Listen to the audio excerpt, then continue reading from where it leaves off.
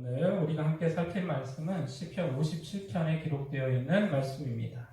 시편 57편은 다윗이 사울을 피해 다닐 때의 경험을 바탕으로 기록한 시로 표제를 보면 이 시가 언제 기록되었는가를 어느 정도 유추해 볼 수 있는데 사무엘상 22장에 기록된 사울을 피해서 다윗이 아둘람 굴에 머물고 있었던 그때를 배경으로 하는 시임을 어느 정도 추측해 볼 수 있습니다. 시편 57편을 시작하면서 다윗은 하나님께 도움을 간구하는 기도로 시작을 합니다. 57편 1절 같이 한번 함께 읽겠습니다. 하나님이여 내게 은혜를 베푸소서, 내게 은혜를 베푸소서.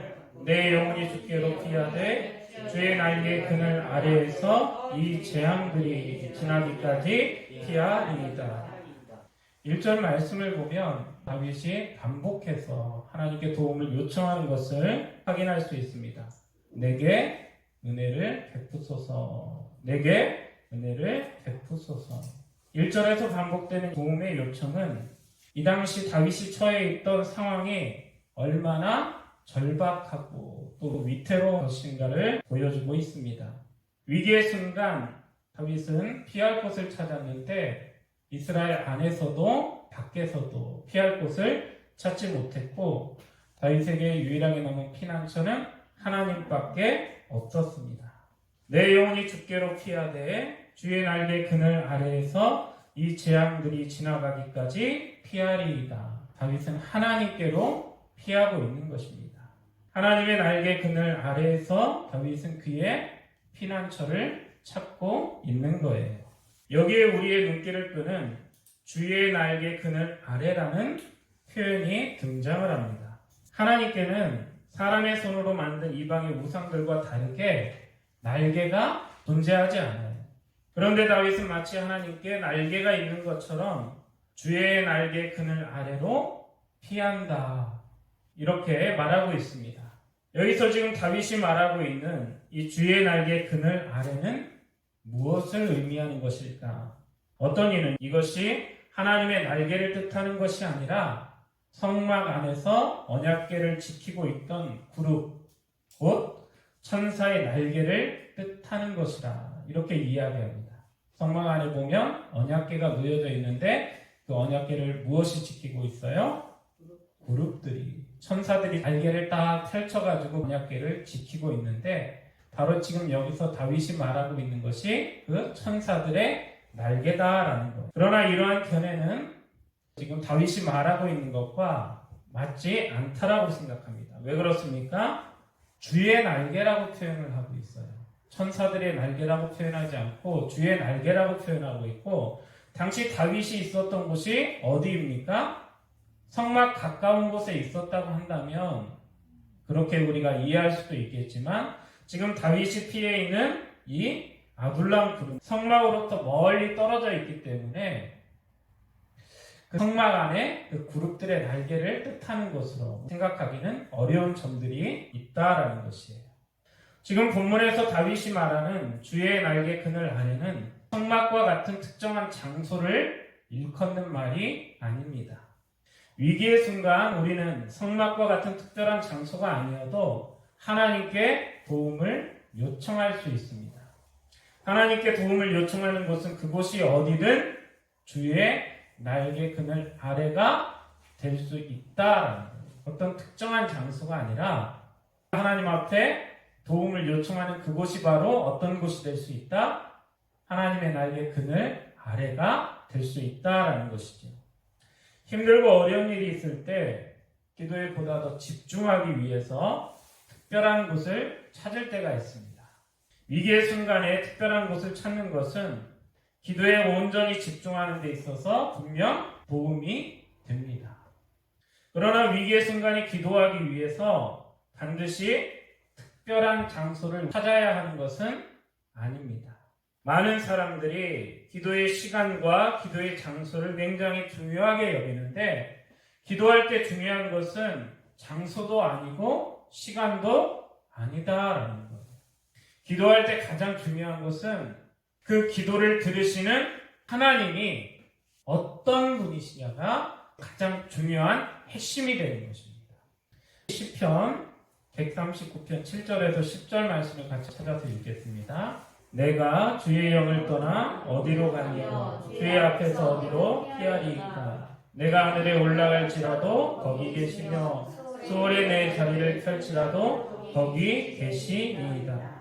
내가 새벽 날개를 치며 바다 끝에 가서 거주할지라도 거기서도 주의 손이 나를 인도하시며 주의 오른손이 나를 붙드시니이다.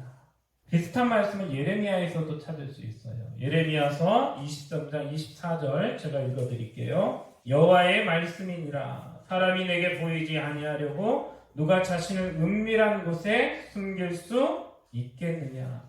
여호와가 말하노라. 나는 천지에 충만하지 아니하냐.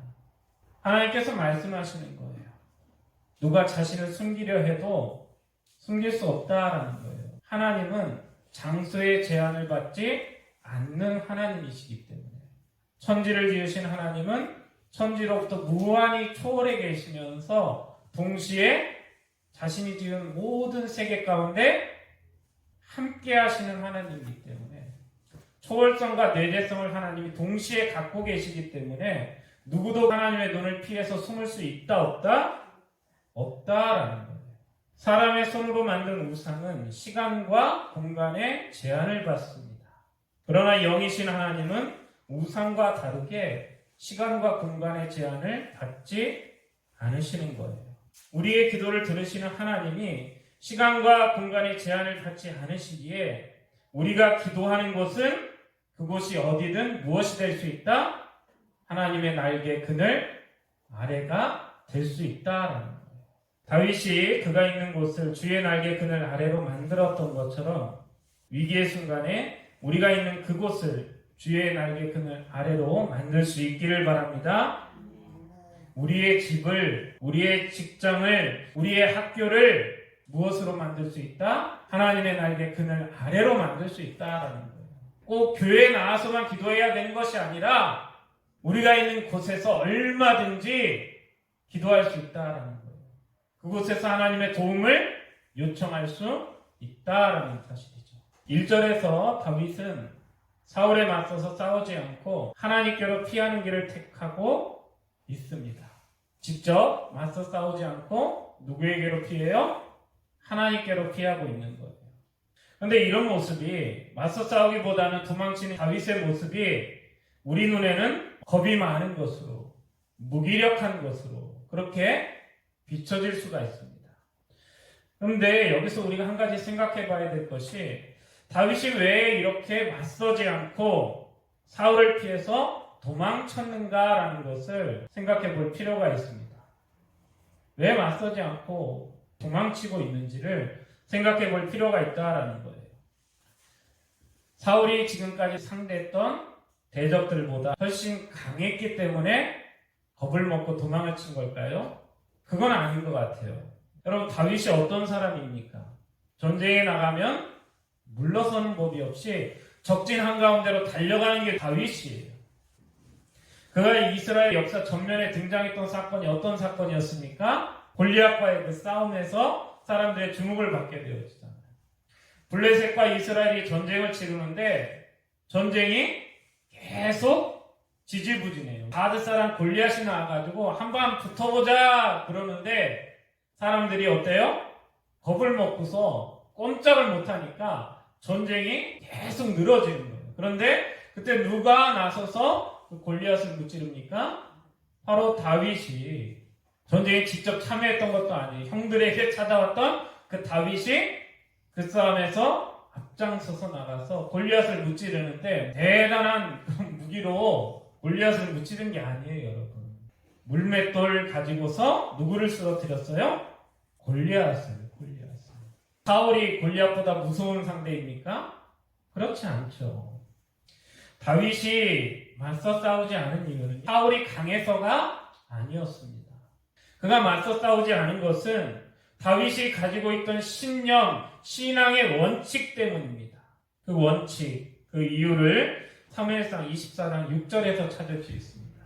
자기 사람들에게 이르되 내가 손을 들어 여호와의 기름 부음을 받은 내 주를 치는 것은 여호와께서 금하시는 것이니 그는 여호와의 기름 부음을 받은 자가 됨이니라 하고. 당시 사울은 이스라엘에서 택한 3천의 정예병을 끌고 다윗을 죽이고자 전국을 이잡듯이 수색하고 있었어요. 그런데 공교롭게도 볼일을 보기 위해서 들어갔던 그 굴에 누가 있었던 것입니까? 다윗과 다윗을 따르는 자들이 그 안에 숨어 있었던 거예요. 밖에는 정예병 3천이 있지만 그 안에 지금 누구밖에 없는 거예요? 사울 혼자밖에 없는 거예요. 무방비 상태로. 다윗이 맘만 먹으면 어떻게 할 수 있어요? 얼마든지 그 자리에서 사울을 죽일 수 있는 그런 절호의 기회가 온 것입니다. 호랑이 굴인 줄도 모르고 볼일을 보기 위해서 제 발로 걸어 들어온 이 사울을 보면서 다윗을 따르는 자들이 지금이야말로 하나님이 당신에게 주신 절호의 기회라고 이야기하면서 사울을 죽이자고 말하지만 다윗은 죽이지 않아요. 얼마나 볼일에 집중하고 있었는지 다윗이 사울의 옷자락을 베지만 알아차리지 못하고 밖으로 나가는 거예요. 살려보는 것입니다. 왜 그렇습니까?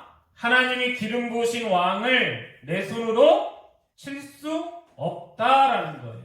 하나님이 기름 부으신 그 왕은 내가 아니라 누가 직접 하나님께서 직접 치실 것이다 라는 그 믿음을 가지고 있는 거예요. 이것이 바로 다윗이 가지고 있었던 그 신념, 신앙의 원칙이자 사울에 맞서지 않은 첫 번째 이유입니다. 그런데 이 이유만 있는 게 아니에요. 또 다른 이유가 있습니다. 두 번째 이유, 두 번째 신앙의 원칙을 특별히 본문 가운데 2절 말씀에서 찾아볼 수 있어요. 내가 지존하신 하나님께 부르짖으며 곧 나를 위하여 모든 것을 이루시는 하나님께로다. 다윗이 뭐라고 고백하고 있습니까? 내가 지존하신 하나님께 부르짖으며. 그런데 그 하나님은 어떤 하나님이시다라는 거예요? 곧 나를 위하여 모든 것을 이루시는 하나님이로다. 이 말씀에서 우리는 다윗이 가지고 있는 특별한 신념, 신앙의 원칙을 볼 수가 있는데 다윗이 사울에 맞서지 않고 피한 것은 하나님이 자신을 위해서 일하실 것이다 라는 하나님의 섭리를 신뢰했기 때문에 맞서지 않은 거예요. 다윗은 지존하신 하나님께 부르짖을 때 그 하나님이 자신을 위하여서 모든 것을 이루시는 지존하신 하나님이다라는 것을 믿으면서 기도했습니다. 따라해 봅시다. 나를 위하여 모든 것을 이루시는 지존하신 하나님. 하나님은 어떤 하나님이시다? 나를 위하여 모든 것을 이루시는 지존하신 하나님이시다라는 거예요. 다윗이 믿는 하나님, 우리가 믿는 하나님은 다윗을 위하여, 우리를 위하여 모든 것을 이루시는, 성취하시는 하나님이십니다. 그런데 이 고백 속에는 고난 속에서 하나님의 뜻이 있다라는 것은, 하나님의 계획이 있다라는 믿음이 담겨 있어요. 개인적으로 한 주 동안 시편 말씀을 묵상하고 또 설교를 준비하면서 이 시가 후대의 많은 사람들에게 강한 영향을 미쳤다라는 것을 알 수 있었는데요. 이 시에 영향을 받은 대표적인 사람들로는 다니엘과 다니엘의 세 친구 그리고 사도 바울을 들 수 있습니다. 그 가운데 바울을 먼저 살펴보면 로마서 8장에서 바울이 다윗의 고백을 다음과 같이 바꿔서 고백하는 것을 우리가 볼 수 있어요. 우리 너무나 잘 아시는 말씀인데 로마서 8장 28절 말씀을 찾아서 읽겠습니다. 우리가 알거니와 하나님을 사랑하는 자, 곧 그의 뜻대로 부르심을 입은 자들에게는 모든 것이 합력하여 선을 이루느니라. 여기 모든 것이 합력하여 선을 이룬다라는 이 말씀은 하나님이 그 뜻대로 부르신 자들을 위해서 모든 것이 합력하여 선을 이루게 하신다라는 거예요. 그런데 이 말씀은 정확하게 다윗이 말하고 있는 것과 일치하고 있어요. 지존하신 하나님이 나를 위하여 모든 것을 이루신다. 성도는 고난에도 하나님의 뜻이 있음을, 고난마저 선이 된다라는 것을 믿어야 될 줄로 믿습니다. 하나님의 섭리를 믿는 이러한 믿음은요, 위기의 순간이 찾아올 때 성도를 빛나게 만들어요. 이 믿음이 무엇을 빛나게 만든다고요? 위기의 순간에 성도를 빛나게 만든다라는 거예요. 다윗의 시는 바울에게만 영향을 준 것이 아니라 다니엘과 다니엘의 세 친구에게도 영향을 주었는데요. 57편 3절과 4절 말씀 같이 함께 읽겠습니다. 그가 하늘에서 보내사 나를 삼키려는 자의 비방에서 나를 구원하신지라. 하나님이 그의 인자와 진리를 보내시리로다. 내 영혼이 사자들 가운데서 살며 내가 불사르는 자들 중에 누웠으니 곧 사람의 아들들 중에라. 그들의 이는 창과 화살이요 그들의 혀는 날카로운 칼 같도다. 이 말씀을 묵상하면서 떠오른 사람들이 바로 다니엘과 다니엘의 세 친구예요. 다윗은 지금 4절에서 사자들 가운데 불사르는 자들 가운데 있다라고 이야기하고 있어요. 그런데 정확하게 이 말씀과 일치하는 사건이 누구에게 일어나요? 다니엘과 다니엘의 세 친구들에게 일어나잖아요. 신앙을 지키려다가 다니엘은 사자굴에 던져졌고 다니엘의 세 친구는 극렬히 타는 풀무불 가운데 던져졌잖아요. 그런데 그 위기의 순간에 다니엘과 다니엘의 세 친구는 타협하지 않고 정면으로 맞서 싸웠어요. 그들이 사자굴과 극렬히 타는 그 풀무불 가운데서도 신앙을 지킬 수 있었던 것은 다윗의 이 시를 그들이 알고 있지 않았을까, 묵상하지 않았을까, 그런 생각을 하게 되는 것이에요. 성경에 능통한 사람들이었잖아요, 그들이. 다윗의 시를, 이 말씀을 묵상하면서 다윗을 위기 가운데 건지신 하나님께서 우리도 건지실 것이다라는 그 믿음으로 타협하지 않고 신앙을 지킨 거예요. 그리 아니하실지라도 라는 그 놀라운 믿음의 고백과 함께 사랑하는 참된 성도 여러분, 지존하신 하나님이 저와 여러분을 위하여 모든 것을 이루시는 하나님이심을 믿으실 수 있기를 바랍니다. 위기의 순간에도 하나님은 분명한 계획을 갖고 계시며 우리를 위하여 모든 것을 이루신다라는 것을 믿을 때 하나님이 역사하시는 거예요. 하나님이 역사하시는 거예요, 여러분. 6절 말씀 읽겠습니다. 그들이 내 걸음을 막으려고 그물을 준비하였으니 내 영혼이 억울하도다. 그들이 내 앞에 웅덩이를 팠으나 자기들이 그 중에 빠졌도다. 악한 자들이 우리를 넘어뜨리기 위해서 무엇을 하고 있습니까? 그물을 준비하고 웅덩이를 파고 있습니다. 그런데 그 그물에 걸리는 것은, 웅덩이에 빠지는 것은 우리가 아니라 누가 빠지게 되어져요?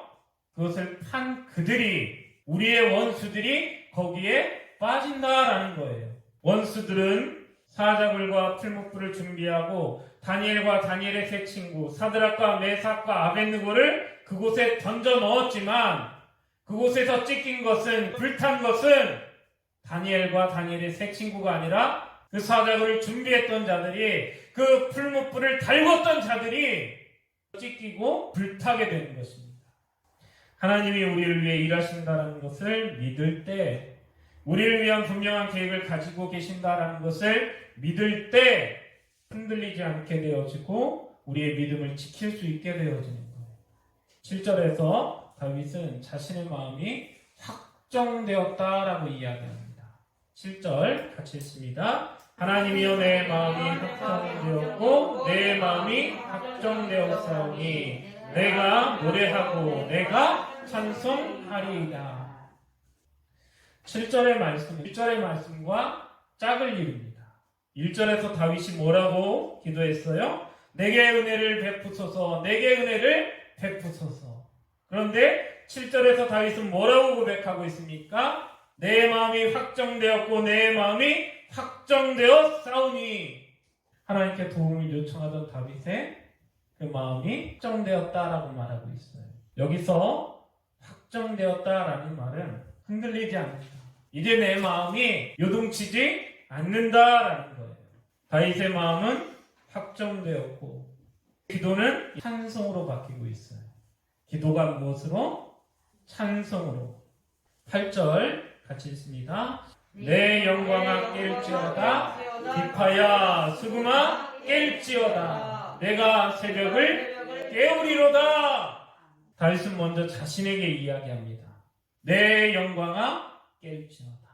그리고 자신이 사용하던 악기들을 향해서 깨어나라고, 깊은 잠에서 일어나라고 이야기합니다. 여기서 성도의 영광이 무엇인가를 볼 수 있기를 바랍니다. 내 영광아 깰지어다라는 이 다윗의 명령은 성도의 영광이 무엇인가를 보여줘요. 얼마 전에 아카데미에서 좋은 소식 하나가 들려왔습니다. 윤여정 배우가 아카데미에서 여우 조연상을 수상했습니다. 작년에는 봉준호 감독이 기생충이라는 영화를 통해서 작품상이라든가 감독상이라든가 연출과 관련되어진 그런 상을 4개를 받았는데 올해는 한국 배우가 여우 조연상이라는 쾌거를 얻게 되었습니다. 그런데 여러분, 시상식에 가면 시상식에 나가서 수상을 할 때 가장 많이 하는 말이 어떤 말이에요? 이 자리에 서게 되어서 영광입니다 라는 말을 굉장히 많이 해요. 그 자리가 그들에게 무엇이다 라는 거예요? 영광이다 라는 거예요. 여러분, 성도의 영광은 무엇입니까? 무엇이 여러분의 영광입니까? 우리의 영광은 뭐냐라는 거예요. 세상 사람들에게는 그들을 인정해주는 자리에 서는 것이 영광입니다. 그러나 성도에게는 그것이 영광이 될 수 없어요. 세상 사람들이 인정해주고 인정해주지 않고는 그게 중요한 것이 아니에요. 성도에게 가장 영광스러운 자리는 하나님을 찬양하는 자리보다 더 영광스러운 자리가 없다라는 것을 여러분 기억하실 수 있기를 바랍니다. 가장 복된 자리, 가장 영광스러운 자리는 어디예요? 우리가 우리의 입술을 열어서 하나님을 찬양할 수 있는 그 자리가, 그 순간이 우리의 영광의 순간이요, 영광의 자리다라는 것을 알아야 한다라는 거예요. 다윗은 내가 새벽을 깨울 것이라 이렇게 고백하고 있습니다. 내가 새벽을 깨우리로다. 이 말씀을 들으면 가장 먼저 머릿속에 뭐가 떠오릅니까? 오늘 목사님이 새벽기도 좀 하라고 이런 얘기를 택했나 보다, 이런 생각을 하기가 쉽습니다. 이 말씀을 들으면 새벽에 일어나라는 말씀으로, 기도하라라는 말씀으로 생각을 하는 거예요. 그런데 여러분, 이 말씀은요, 우리의 생각과 다르게 새벽에 일어나서 기도하라라는 말씀이 아니에요. 새벽에 일어나서 기도하는 것은 굉장히 귀한 일이고 좋은 일입니다. 아침 일찍 새벽 해가 뜨기 전에 교회에 나와가지고 말씀을 듣고 기도를 한다라는 것은 다른 나라들에서 찾아보기가 힘든 일입니다. 예전에 한번 일본에 갔다가 청년들을 이끌고 비전 트립을 갔다가 일본 목사님한테 한 소리 들었던 게 좀 기억이 나요. 이 일본 목사님이 한국에서 새벽 기도해야 하는 걸 보고서 굉장히 크게 충격을 받아가지고 일본에 가서도 똑같이 새벽 기도회를 하는 거예요. 근데 단기 선교팀을 이끌고 가서 그 교회 안에 있는 그 게스트하우스에서 묵는데 우리 팀 보고 새벽에 나와가지고 같이 기도하자라는 거예요. 한국 교회가 그렇게 열심히 기도하는 게 자기한테 큰 도전이었다. 와서 좀 같이 기도하면서 좀 힘을 좀 불어넣어 주십시오. 이렇게 이야기하는 거예요. 새벽에 일어나가지고 앉아서 예배를 드리는데 일본인 목사님이 설교를 하고 청년 중에 하나가 일본에서 유학하던 청년이 있어서 설교하는 거를 통역을 해주는데 그 귀에다 꽂는 수신기 있잖아요. 앞에서 목사님이 이야기하면 이 청년이 그 수신기에다 대고 얘기하면 이어폰으로 한국말을 들을 수 있는 거예요. 근데 통역 설교를 듣는다는 게 보통 힘든 일이 아닙니다. 낮에도 집중하기 힘들어요. 앞에 이야기하고 한국 사람 이야기하고 또 일본어로 이야기하고 또 이러다 보면 이렇게 맥을 이렇게 계속 이어서 나가는 게 힘든데 새벽에 그것도 평소보다 훨씬 힘들잖아요. 어쨌든 외국에 나가가지고 청년들을 막 이끌고 하루 종일 막 신경 쓰고 돌아다니다가 첫째 날, 둘째 날은 괜찮았는데 셋째 날쯤 되니까 너무 몸이 힘든 거예요. 정신적으로도 스트레스 굉장히 많이 받고 나도 모르게 어느 순간 꾸벅꾸벅 졸았나 봐요. 그런데 이 수신기에서 목사님 일어나세요. 목사님 보통 이게 같은 목회자들끼리 그런 일이 별로 없는데 이 목사님이 이우정 목사님 일어나서 이런 거를 그 통역하는 청년이 계속 그 수신기에다 대고 목사님 일어나서 이런 거예요. 이 목회자가 해외 나와가지고 새벽기도 시간에 이렇게 좋으니까 굉장히 좀 뭐라 해야 될까요? 부끄럽기도 하고. 근데 한편으로는 이거 그 상황을 알 텐데 좀 목사님이 좀 야속하기도 하고. 아무튼 새벽에 일어나서 그 새벽을 깨우고 기도한다라는 것은 보통의 열심이 아니면 할 수 없는 거예요. 그리고 한국교회 분명히 좋은 전통이에요. 그런데 여러분, 새벽이라는 말씀이 나오면 무조건 새벽에 기도하라라는 말씀으로 이해하면 그것도 좀 문제가 있는 거예요. 본문에서 지금 다윗이 이야기하고 있는 것은 새벽에 일어나서 기도하라라는 게 아니에요. 문맥을 여러분 7절에서 9절까지의 말씀을 한번 잘 보시기 바랍니다. 내가 노래하고 찬송하리이다. 내가 감사하며 주를 찬송하오리다. 여기서 지금 다윗이 이 문맥 안에서 이야기하고 있는 것은 기도에 대해서 이야기하고 있는 것이 아니라 찬송에 대해서 이야기하고 있는 거예요. 내가 새벽을 깨우리라는 이 말씀은 기도가 아니라 무엇에 관한 이야기입니까? 찬송에 관한 이야기예요. 찬송에 관한 이야기. 여기서 새벽을 깨운다는 이 말은 어둠이 물러가고 찬란히 빛나는 새벽이 왔음을 찬송을 통해서 알리겠다라는 거예요. 영적인 어둠이 물러가고 찬란히 빛나는 새벽이 왔다라는 것을 내 입으로 찬송하겠다라는 거예요. 사랑하는 참된 성도 여러분, 여러분의 기도가 찬송이 되어질 수 있기를 바랍니다. 아멘. 찬송으로 어둠이 물러가고 새벽이 왔음을 알리는 우리 사랑하는 성도들 다 되실 수 있기를 바랍니다. 아멘. 마지막으로 다윗은 하나님의 인자와 진리를 찬송하는 것으로 시편 57편을 마무리합니다. 10절에서 11절까지 말씀 같이 함께 읽겠습니다. 그 주의 인자는 커서 하늘에 미치고 주의 진리는 궁창에 이르나이다. 하나님이여 주는 하늘 위에 높이 들리시며 주의 영광이 온 세계 위에 높아지기를 원하나이다. 다윗이 하나님의 인자와 진리를 찬양하고 있는데 여기서 다윗은 하나님께서 자신을 구원하신 독특한 방식을 찬양하고 있습니다. 10절에서 11절 말씀을 제대로 이해하기 위해서는 3절의 말씀을 볼 필요가 있습니다. 3절 한번 같이 읽어볼까요? 그가 하늘에서 보내사 나를 삼키려는 자의 비방에서 나를 구원하신지라. 하나님이 그의 인자와 진리를 보내시리로다. 여기 어떤 단어가 공통으로 등장해요? 인자와 진리라는 그 단어가 공통으로 등장하고 있어요. 다윗은 하나님이 자신을 구원하시기 위해서 인자와 진리를 보내사 구원하실 것이라 말씀하고 있는데 하나님이 다윗을 구원하시기 위해서 사용한 방법은 천군 천사를 보내는 것이 아니었다라는 거예요. 군대를 보내서 다윗을 구원하신 것이 아니라 무엇을 보내서? 인자와 진리를 보내서 하나님이 구원하셨다라는 거예요. 여러분, 하나님이 하늘에서 보내신 이 인자와 진리 무엇입니까? 이 인자와 진리는요, 하나님의 대표적인 속성입니다. 하나님의 속성.